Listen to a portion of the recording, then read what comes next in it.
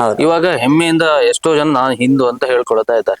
ಅಷ್ಟೊಂದು ಮಾರ್ಪಾಡುಗಳು ಆಗಿದೆ. ಎಷ್ಟ್ರ ಮಟ್ಟಿಗೆ ಅಂತಂದ್ರೆ ಇವತ್ತು ಶರ್ಟ್ ಮೇಲೆ ಕೂಡ ಜನಿವಾರ ಹಾಕೊಂಡು ನಾನು ಹಿಂದೂ ಅಂತ ಹೇಳುವಲ್ಲಿವರೆಗೆ ಜವಾಹರ್ಲಾಲ್ ನೆಹರು ಅವರ ಮೊಮ್ಮಗ ಇವತ್ತು ಹೌದು. ರಾಹುಲ್ ಗಾಂಧಿ ಅಂತ ಹೇಳೋರು ಓಡಾಡ್ತಾ ಇದ್ದಾರೆ. ಹೌದು. ಅಷ್ಟ್ರ ಮಟ್ಟಿಗೆ ಈ ಹಿಂದುತ್ವದ ಪ್ರಭಾವ ಆಗಿದೆ. ಇವರು ಈಗ ಹಣೆಗೆ ತಿಲಕವನ್ನು ಇಡೋದು ಕೂಡ ನೋಡ್ತಾ ಇದ್ದೀವಿ.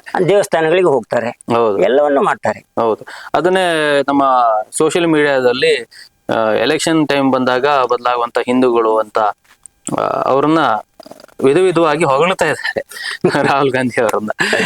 ಅದನ್ನ ಪಕ್ಕಕ್ಕೆ ಇಟ್ರೆ ಅಂದ್ರೆ ಇಲ್ಲಿ ರಾಹುಲ್ ಗಾಂಧಿ ಮೇಲೆ ಅವರ ಮೇಲೆ ದ್ವೇಷ ಅಂತ ಅಲ್ಲ, ಆದ್ರೆ ಅದು ಕಣ್ಣಿಗೆ ಕಾಣ್ತಾ ಇರುವಂತ ಸತ್ಯ.